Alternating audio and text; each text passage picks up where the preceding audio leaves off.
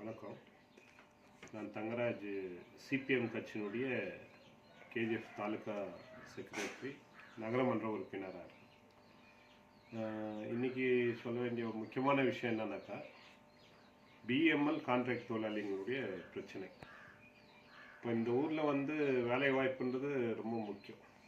வேலை இருந்தால் தான் ஒரு பொருளாதார ரீதியான நடவடிக்கைங்க இருந்தால் தான் எக்கனாமிக்கல் டிரான்சாக்ஷன்ஸு இல்லை ப்ரோசஸ்ஸு தொழில் இதெல்லாம் இருந்தால் தான் இந்த ஊரினுடைய வளர்ச்சியும் கூட இருக்கும்.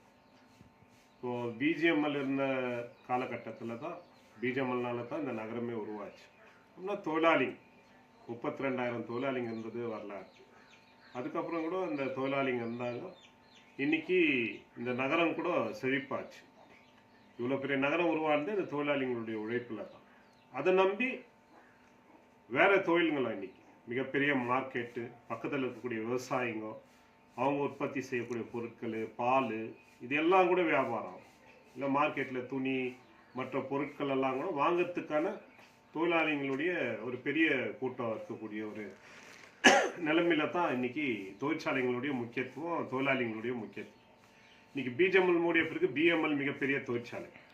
கிட்டத்தட்ட ஒரு 8,000 தொழிலாளிகளுக்கு மேலே இருந்தாங்க கடந்த ஒரு 10 வருஷத்துக்கு முன்னாடி கூட பார்த்தாங்க. இன்றைக்கி நிரந்தர தொழிலாளிங்க 1000க்குள்ளே ஆயிட்டு இருக்கக்கூடிய நிலைமை.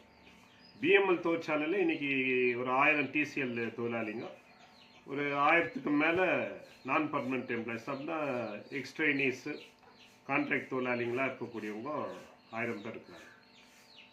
முக்கியமாக நான் சொல்ல வர்றது என்னன்னாக்கா, பல ஆண்டுகளாக அந்த கான்ட்ராக்ட் தொழிலாளிங்க தொடர்ச்சியான போராட்டங்களை நடத்தின்னு அவங்களுடைய நியாயமான கோரிக்கைகளை மேனேஜ்மெண்ட் நிறைவேற்றணும் அப்படின்னு சொல்லிட்டு. அதில் ஆரம்ப காலத்தில் அவங்களுடைய வேஜஸ்க்காக இப்போது நாம் சிபிஎம் பார்ட்டி கூட நாம் என்ன சொல்கிறோன்னாக்கா, குறைந்தபட்சம் 32,000 குறைந்தபட்ச கூலி கொடுக்கணும். ஒரு மனுஷன் வாழணுன்னாக்கா, அவனுடைய குடும்பம் வாழணுன்னாக்கா, அவனுக்கு தேவையான உணவு, அவனுக்கு தேவையான துணிமணி, அவனுடைய பிள்ளைகளுக்கான கல்வி, மருத்துவ வசதி, இதுக்கெல்லாம் நாம் பார்த்தோன்னாக்கா குறைந்தபட்சம் மாதத்துக்கு 32,000 தேவைப்படுதுன்னு சொல்லிட்டு அடிப்படையாக அந்த கோரிக்கைகளை நம்ம வைக்கிறோம். ஆனால் அந்த கோரிக்கைகளை கூட அவங்களுடைய போராட்டத்துக்கு மேனேஜ்மெண்ட் செவி சாய்க்கிறதுல இந்த அரசு கூட அதுக்கான முயற்சிகளை செய்யுது. ஏன்னா அரசாங்கம் ஒரு பக்கம் தொழிலாளி விரோத கொள்கைகளை தான் இன்னைக்கு செயல்படுத்தின்னு வராங்க. தொழிலாளிகளுடைய வேலை நேரத்தை அதிகப்படுத்துறது, ஈவன் மாநில அரசு கூட, மத்திய அரசு கூட இன்னைக்கு முதலாளிகளுக்கு ஆதரவான கொள்கைகளை செயல்படுத்தக்கூடிய வேலைகளை தொடர்ச்சியாக நாம் இன்னைக்கு பார்ப்போம். கோலார் தங்கவேலினுடைய அந்த கான்ட்ராக்ட் தொழிலாளிகளுடைய போராட்டம், அந்த வேஜஸ் ஒரு பக்கம் இருந்தால் கூட அவங்க அந்த வேஜஸ் நடக்கக்கூடிய நேரத்தில் மேனேஜ்மெண்ட் கூட அவங்களுக்கு அஷூரன்ஸுங்களை கொடுத்தாங்க. நிரந்தரமான வேலை, பர்மனெண்ட் எம்ப்ளாய்மெண்ட் கொடுக்கும்போது நாங்கள் முன்னுரிமை இந்த கான்ட்ராக்ட் தொழிலாளிகளுக்கு கொடுப்போம் நாங்கள். ஏன்னா அவங்க கூட ஐடிஐ அப்ரெண்டிஸ் பண்ணியிருக்கிறாங்க, டிப்ளமோ ஹோல்டர்ஸ் இருக்கிறாங்க, எல்லாம் இருக்கிறாங்க. ஆனால் அந்த பேச்சு மேலே நிற்காம அவங்க கடந்த ஒரு 6 மாதத்துக்கு முன்னால் என்ன பண்ணாங்கன்னாக்கா, ஓப்பன் எக்ஸாம் வச்சுட்டு இன்டர்வியூ கால்ஃபர் பண்ணிவிட்டு அதில் ஆள்களை நியமிக்கிறோம் அப்படின்னு சொல்லிட்டு ஒரு முயற்சி எடுத்தாங்க. அதில் அதிகமானவங்க அந்த எக்ஸாமில் கலந்துக்கக்கூடியவங்கெல்லாம் பார்த்தா வட இந்தியாவிலேருந்து இருக்கக்கூடியவங்க இன்றைக்கி அதில் கிட்டத்தட்ட ஒரு 30 ஹோல்டர்ஸு மற்றவங்களெல்லாம் சேர்த்து 119 பேரை இன்றைக்கி அப்பாயின்மெண்ட் பண்ணியிருக்கிறாங்க. அந்த கான்ட்ராக்ட் தொழிலாளிகளுடைய கோரிக்கை என்னன்னாக்கா, அவங்களுக்கே அந்த தகுதி இருக்கும்போது அவங்கள நிரந்தரம் பண்ணோம் இல்லையா?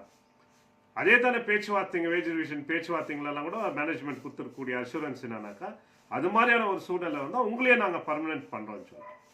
கடந்த ஜூலை மாதத்தில் கூட மாத கடைசியில் உள்ளிருப்பு போராட்டம் பண்ணாங்க. அந்த உள்ளிருப்பு போராட்டத்தில் அவங்களுக்கு மிகப்பெரிய நெருக்கடியை கொடுத்தாங்க.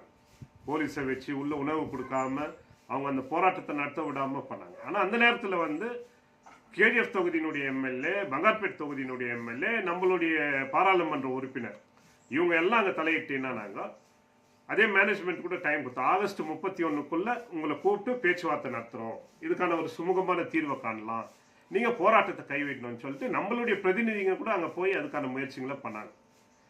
ஆனால் 2 மாதம் ஆக போகுது. செப்டம்பர் 28 வந்தால் 2 மாதம் ஆக போகுது. இது வரைக்கும் அந்த மேனேஜ்மெண்ட்டு அவங்கள கூப்பிட்டு அழைத்து பேசலை. இதே எம்எல்ஏ, இந்த 2 பங்கார்பேட் கேஜிஎஃப் தொகுதிக்கு எம்எல்ஏ, குறிப்பாக எம்பி, பாராளுமன்றத்தில் அவர் பேசணும். குறிப்பாக இங்கே வேலை செஞ்சு இருக்கக்கூடிய அந்த தொழிலாளிகளுக்கு நிரந்தர வேலை கொடுக்கணும், பர்மனெண்ட் எம்ப்ளாய்மெண்ட் கொடுக்கும்போது அவங்களுக்கு முன்னுரிமை கொடுத்து கோர்ட்டுக்கு போனாங்க. இந்த தொழிலாளி கோர்ட்டுக்கு போன பிறகு கோர்ட்டு ஒரு தீர்ப்பு கொடுத்தாங்க. கோர்ட் என்ன தீர்ப்பு கொடுக்குறாங்கனாக்கா இவங்களுக்கே அந்த தகுதி இருந்துச்சுனாக்கா இவங்களுக்கே ஏன் கொடுக்கக்கூடாது, மேனேஜ்மெண்ட்டினுடைய பிஎம்எல் நிர்வாகத்தினுடைய அந்த அப்பாயின்மெண்ட்டை கூட ஒரு மாதம் நிற்க வச்சுட்டு ஸ்டே கொடுத்துட்டு இவங்களுக்கு அந்த தகுதி இருந்துச்சுன்னா இவங்களுக்கே நீங்கள் அப்பாயின்மெண்ட் கொடுக்கணும், கோர்ட்டு கூட தீர்ப்புகளை கொடுத்து. ஆனால் அந்த தீர்ப்பை மதிக்கிறது தான் மேனேஜ்மெண்ட் கிடையாது, தொழிலாளிகளுடைய போராட்டத்தை மதிக்கிறது கிடையாது. இந்த இடைப்பட்ட காலத்தில் வந்து இவங்க எம்எல்ஏங்கோ எம்பிங்க வந்து தலையிட்டு அதை வந்து நாங்கள் நிறைவேற்றுறோம் தீர்த்து வைக்கிறோம். இது வரைக்கும் மேனேஜ்மெண்ட் கூப்பிடல, இவங்களும் அது மேலே எந்த விதமான முயற்சி எடுத்து தான் இது வரைக்கும் தெரில. குறிப்பாக எம்பி இன்னைக்கு பாராளுமன்றத்தில் பேசணும், இது வந்து ஒரு மத்திய தொழிற்சாலை மேனேஜ்மெண்ட்டுக்கிட்டையும் பேசணும். அவருடைய ஸ்டேட்மெண்ட் சில நேரங்களில் பார்த்தா அது மேனேஜ்மெண்ட் சேர்த்து தான் கரெக்டுன்ற மாதிரி ஒரு சொல்லக்கூடிய ஒரு சூழ்நிலை இன்னைக்கு உருவாயிருக்கு. அதுவும் CPIM party, Communist Party of India Marxist, நாங்கள் என்ன சொல்கிறோன்னா கேஜிஎஃப் தாலுக் கமிட்டி நம்மளுடைய சிஐடி தொழிற்சங்கத்தினுடைய தலைமையில் அவங்க போராட்டம் பண்ண இருக்கிறாங்க. நம்மளுடைய மாநில தலைவருங்க மாவட்ட தலைவருங்கெல்லாம் கூட இதில் வந்து அவங்களுக்கான வழிகாட்டுதலில் இருக்கிறாங்க. அந்த கோரிக்கை நிறைவேற்றணும்னு சொல்லி இன்னைக்கு நாம் வலியுறுத்துகிறோம். மார்க்சிஸ்ட் கம்யூனிஸ்ட் கட்சி கூட இன்னைக்கு என்ன சொல்கிறேன்னாக்கா அந்த தொழிலாளிகளுடைய நியாயமான கோரிக்கை. இன்னைக்கு வந்து அந்த ஃபேக்ட்ரியில் வந்து கிட்டத்தட்ட 262 கோடி ரூபாய் கடந்த வருஷத்தில் வந்து ப்ராஃபிட்டை கொடுத்துக்கிறாங்க. நிரந்தர தொழிலாளிங்க 800 பேர் தான், கான்ட்ராக்ட் தொழிலாளிங்க 2000 பேருக்கு மேலே இருக்கும். இவங்களுடைய உழைப்பு இல்லாமல் அந்த ப்ராஃபிட் கிடைக்குமா? நிரந்தர தொழிலாளிங்க செய்யக்கூடிய எல்லா வேலைகளையும் வந்து திறம்பட வந்து இவங்களும் செய்கிறாங்க. அவங்க கேட்கக்கூடிய கோரிக்கை என்ன? அவங்கள நிரந்தரம் பண்ணலாம், அவங்களுக்கு தகுதி இருக்குது. அவங்கள விட்டு நீ வந்து வெளியிலேருந்து எங்கேருந்தோ கூட்டினு இருந்தெல்லாம் எப்படி?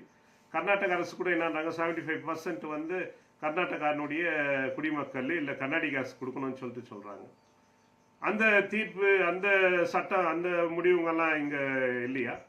இல்லை வேறு சில மாநிலங்களெல்லாம் கூட பார்த்தா அங்கே இருக்கக்கூடிய லோக்கல் தாலுக்கா மாவட்ட அந்த தொழிலாளிங்களுக்கு தான் வேலை கொடுக்கணும் ஃபேக்ட்ரிங்களில். கேரளாவில் இந்த பாலக்காட்டில் வந்து அவங்க அங்கே இருக்கிறவங்களுக்கே கொடுன்றாங்க. இங்கே ஏன் அதை நடைமுறைப்படுத்த மாட்டேன்றாங்க? ஆகவே இப்போ தொழிலாளிங்களுக்கு வந்து வேறு வழி இல்லை, அவங்க வந்து நியாயமாக கேட்குறாங்க. மேனேஜ்மெண்ட் நிறைவேற்றல, அவங்க பின்னால் இருக்கக்கூடிய அவங்களுக்கு உதவி பண்ணுறேன்னு சொல்லக்கூடிய எம்எல்ஏக்கள் எம்பிகள் வந்து 75% வந்து கர்நாடகானுடைய குடிமக்கள் இல்லை கர்நாடிக அரசு கொடுக்கணும்னு சொல்கிறாங்க. அந்த தீர்ப்பு, அந்த சட்டம், அந்த முடிவுங்கள்லாம் இங்கே இல்லையா? இல்லை வேறு சில மாநிலங்களெல்லாம் கூட பார்த்தா அங்கே இருக்கக்கூடிய லோக்கல் தாலுக்கா மாவட்ட அந்த தொழிலாளிங்களுக்கு தான் வேலை கொடுக்கணும் ஃபேக்ட்ரிங்களில். கேரளாவில் இந்த பாலக்காட்டில் வந்து அவங்க அங்கே இருக்கிறவங்களுக்கே கொடுன்றாங்க. இங்கே ஏன் அதை நடைமுறைப்படுத்த மாட்டேன்றாங்க? ஆகவே இப்போ தொழிலாளிங்களுக்கு வந்து வேறு வழி இல்லை, அவங்க வந்து நியாயமாக கேட்குறாங்க. மேனேஜ்மெண்ட் நிறைவேற்றல, அவங்க பின்னால் இருக்கக்கூடிய அவங்களுக்கு உதவி பண்ணுறேன்னு சொல்லக்கூடிய எம்எல்ஏக்கள் எம்பிகள் வந்து அவங்களுடைய கோரிக்கை மேலே அவங்களுக்கு பாதுகாப்பாகவோ இல்லை அவங்களுடைய கோரிக்கை நிறைவேற்றத்துக்கு எந்த முயற்சியும் எடுக்கலனாக்கா வேறு வழி இல்லை, மறுபடியும் அவங்க ஸ்ட்ரைக் போகக்கூடிய நிலைமை தான் ஆகும்.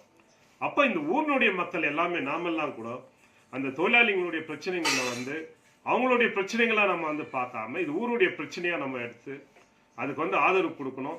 அந்த போராட்டம் சக்ஸஸ் ஆகிறதுக்கு வந்து நம்ம எல்லா விதமான ஆதரவும் கொடுக்கணும். Communist Party of India Marxist கூட அதுக்கான முழு விதமான ஆதரவும் கொடுக்கணும். அதே நேரத்தில் எம்எல்ஏக்கள் எம்பி இந்த விஷயத்தில் வந்து இப்போதாவது தலையிட்டு தன்னுடைய தொகுதி மக்களுடைய பிரச்சனைகள் இதுதான், இது மேலே கவனம் கொடுத்து அதை நிறைவேற்றணும்னு சொல்லிட்டு நான் கேட்டுக்கொள்கிறேன்.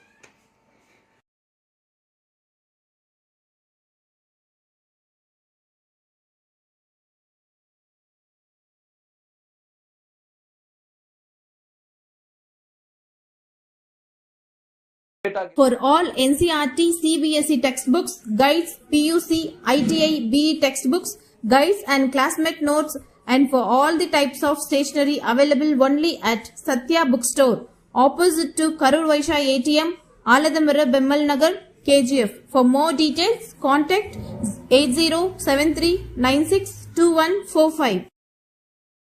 100% pure and clean.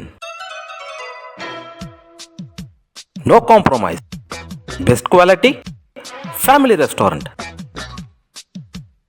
100% Ambur and Dindigul style biryani. 100% Venus biryani. Near Government Maternity Hospital, Maharaja Road, Robertson Peak.